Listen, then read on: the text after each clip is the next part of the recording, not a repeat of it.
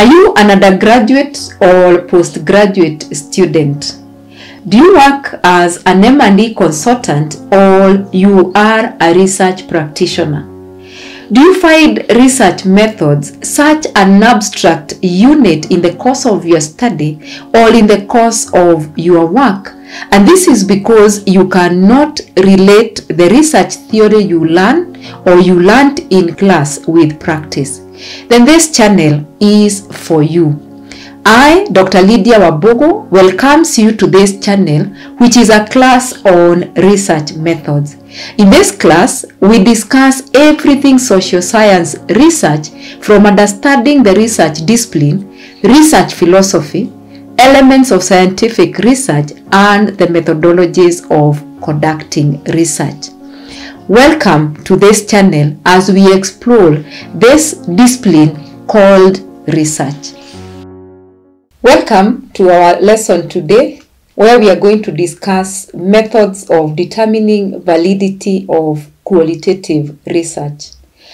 In our previous lessons, that is lesson 21 to 24, we have discussed validity and reliability of quantitative research instruments. We have discussed methods of determining validity, and we have discussed content, construct, and criterion methods of determining validity of quantitative instruments. We have also discussed two methods of determining reliability, and this is repeated measurements and internal consistency methods. These are methods of determining reliability of quantitative research instruments. In this lesson and the coming lesson, we are going to discuss methods of determining validity, which is also referred to as credibility in qualitative research. You may be asking ourselves, in lesson 21 to 24, we have discussed validity and reliability of quantitative research instruments. But now we are saying that we are going to discuss validity of qualitative research. So someone may be asking, why are we not talking about validity of qualitative instruments? And the answer is because, remember, in qualitative research, the researcher is the main research instrument. And therefore, we want to find out, will the findings of this research, where the researcher is the main instrument, will they be valid or will they be reliable? Before we get into the lesson, let's look at the learning outcomes. At the end of this lesson, you should explain the term validity as used in qualitative research, state the terms that explain validity in qualitative research, and 3, discuss the methods of determining validity of qualitative research findings. So let's start by looking at the concept of validity in qualitative research. In lesson 15, we said that positivists, and these are philosophers who are inclined to quantitative research, normally questions the trustworthiness of qualitative research. Why would they question?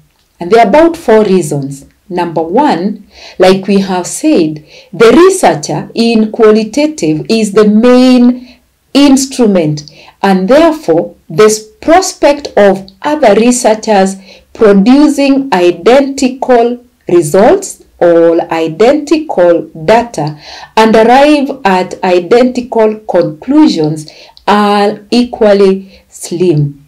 Number 2, the research plan in qualitative is emergent and not as predetermined as we have in quantitative research, meaning that the researcher in qualitative may plan, but once they get into the field, they change the research questions and they change even the design that they had planned before. The third one it is virtually impossible to replicate a social setting. And this is explained by point number 4. Because time changes phenomena, it changes a social setting. The way the environment was yesterday may not be the same today.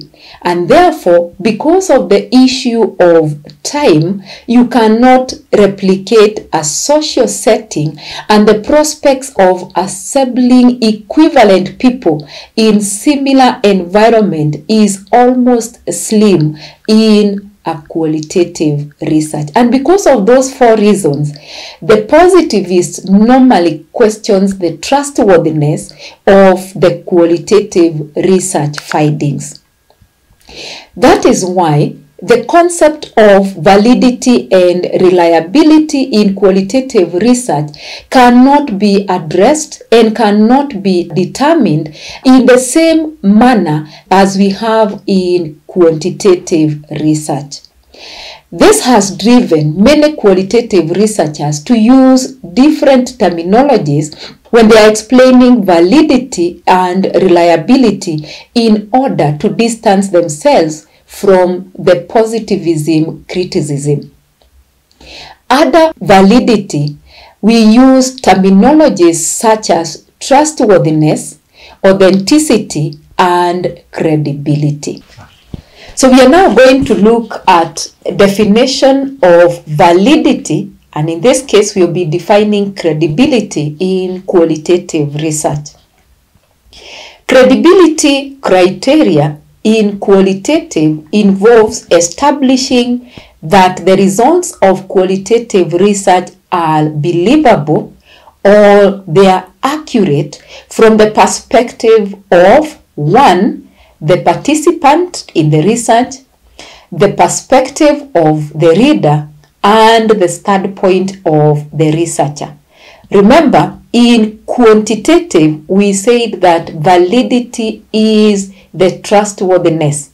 Validity is the accuracy. So when we bring it to qualitative, we are talking about that criteria that asks the question, are these results believable or are they accurate?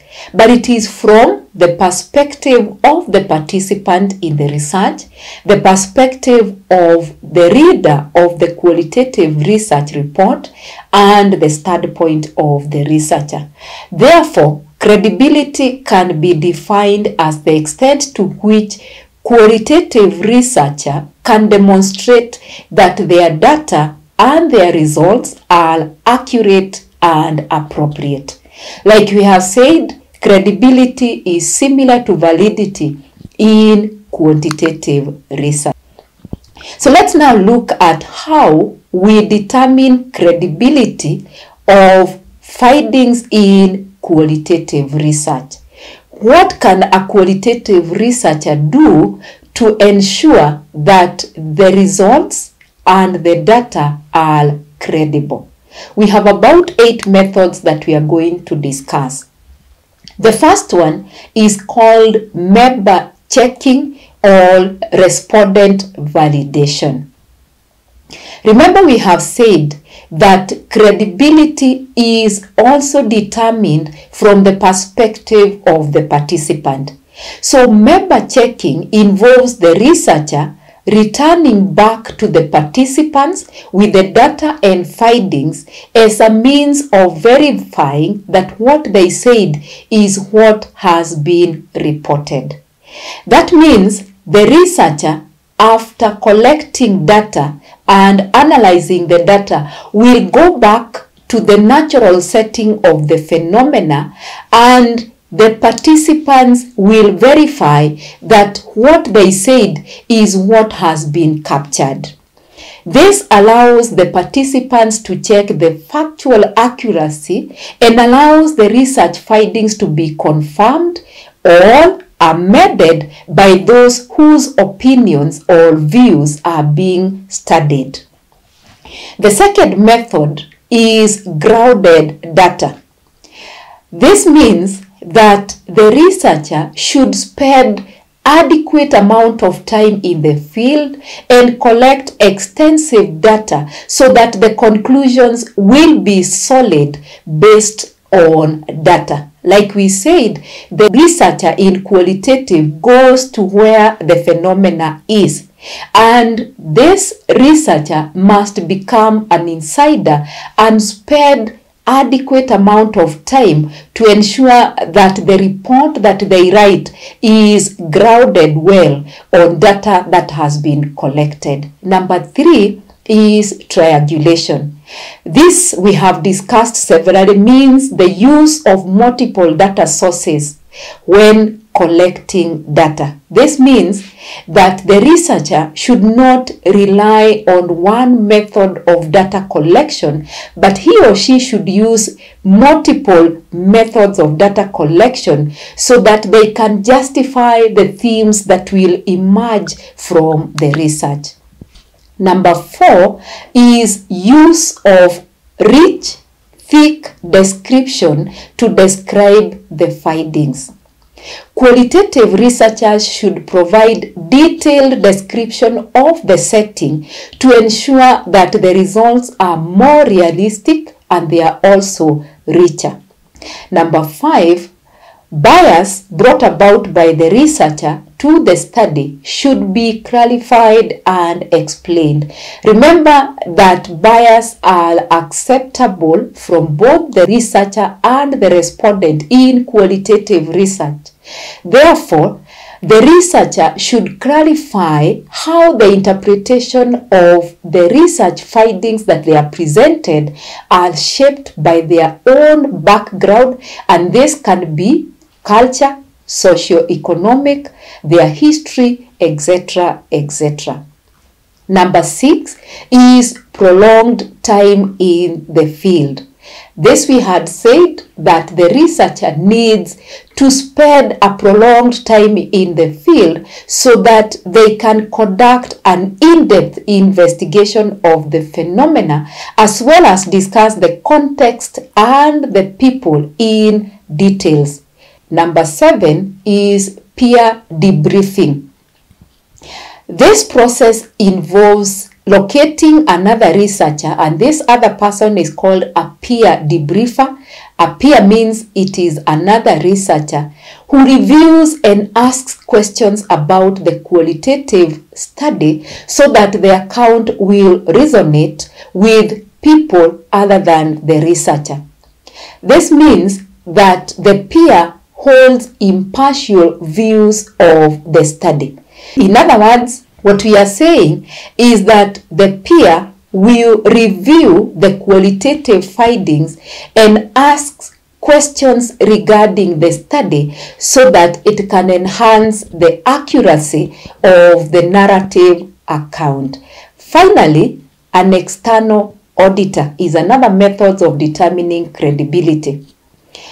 An auditor in this case, and we can see we are saying an external auditor, is not familiar with the research. He or she provides an objective assessment of the project throughout the research process. Since the auditor is independent, he can investigate the accuracy of the transcripts, relationship between the research questions and the data collected, and how themes have been formed during data analysis. An important note to qualitative researchers. 1. Incorporate the validity strategies in your proposal as you discuss the research instrument or tools. Number 2. Use more than one strategies that are discussed to determine the credibility of the qualitative findings. Number 3. Remember, since we are investigating a particular phenomena in a specific site in depth, then there is limited use of the term generalization in qualitative research. And with that, we have come to the end of our lesson today. Today, we have discussed validity, which is the same as credibility, and trustworthiness in qualitative research. We have also discussed the 8 methods of determining validity in qualitative research. We have concluded by advising qualitative researchers to incorporate more than one strategy as they develop the research proposal. In our next lesson, we are going to discuss reliability of qualitative findings. Thank you for being part of this class today. Please feel free to ask any question that you may have regarding today's lesson, and do not forget to subscribe to this channel. Until the next lesson, where we are going to discuss reliability of qualitative findings, it's bye for now.